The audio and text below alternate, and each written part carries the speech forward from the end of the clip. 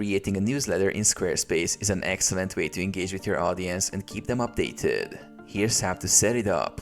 Log into your Squarespace account. Start by logging into your Squarespace account and selecting the website where you want to create the newsletter. Add a newsletter block.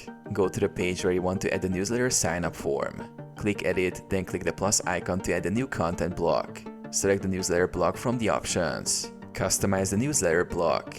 In the settings for the newsletter block, you can customize the title and the description to explain what subscribers can expect. Configure email settings. Under the storage section, choose how you want to collect email addresses. You can connect to services like MailChimp, Squarespace email campaigns, or Google Drive to manage your subscriber list.